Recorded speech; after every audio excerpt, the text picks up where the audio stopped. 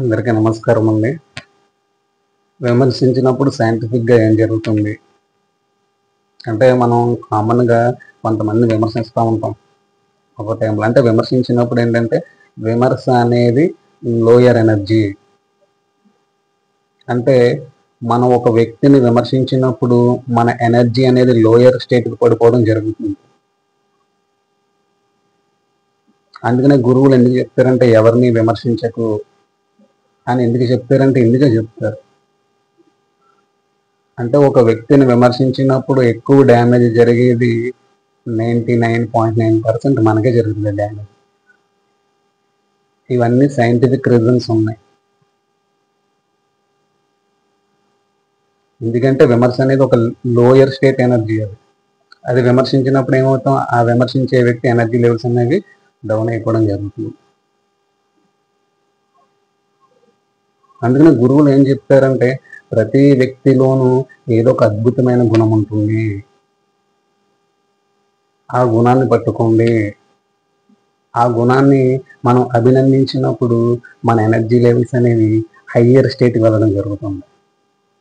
అందుకని గురువులు ప్రతి వ్యక్తిలోనూ ఒక అద్భుతమైన గుణం ఉంటుంది, ఆ గుణాన్ని అభినందించండి అని చెప్తారు. ఎందుకు చెప్తారంటే, అభినందన అనే టూల్ ఒక హయ్యర్ స్టేట్ ఎనర్జీ. అది మనల్ని మనం గమనిస్తే, మనం ఒక వ్యక్తిని విమర్శించినప్పుడు మనం ఒకసారి టెస్ట్ చేసుకోవాలి. మన ఎనర్జీ లెవెల్స్ బాగా డౌన్ అవుతాయి. అదే ఒక వ్యక్తిని మనం పొగిడినప్పుడు, ఒక వ్యక్తిలో ఉన్న మంచి గుణాన్ని మనం అభినందించినప్పుడు మన ఎనర్జీ లెవెల్స్ అనేవి హయ్యర్ స్టేట్కి వెళ్ళడం అనేది మనం గమనిస్తాం.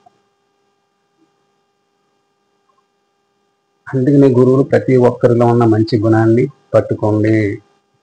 99 నెగిటివ్ గుణాలు ఉన్నాయి ఆ వ్యక్తిలోని, కానీ పనికొచ్చే ఒక మంచి గుణం ఉంది, ఆ గుణాన్ని అభినందించండి అని అందుకనే చెప్తారు. అభినందించినప్పుడు మన స్టేజ్ అనేది హయ్యర్ వైబ్రేషన్ వెళ్ళడం అనేది జరుగుతుంది. జీసస్ క్రైస్ట్ చెప్తారు, క్షమించు, నిన్ను బాధ పెట్టిన వ్యక్తులను కూడా క్షమించు. ఇదేంటి క్షమించమంటున్నారు ఏంటి అనుకుంటాం. క్షమాపణ అనేది కూడా ఒక హయ్యర్ ఎనర్జీ. ఎప్పుడైతే మనం క్షమించామో మన ఎనర్జీ లెవెల్స్ అనేవి హయ్యర్ స్టేట్కి వెళ్ళడం అనేది జరుగుతుంది. ప్రేమ, కరుణ, జాలి, దయ, క్షమాపణ, అభినందించడం, ఇవన్నీ కూడా గొప్ప గుణాలు.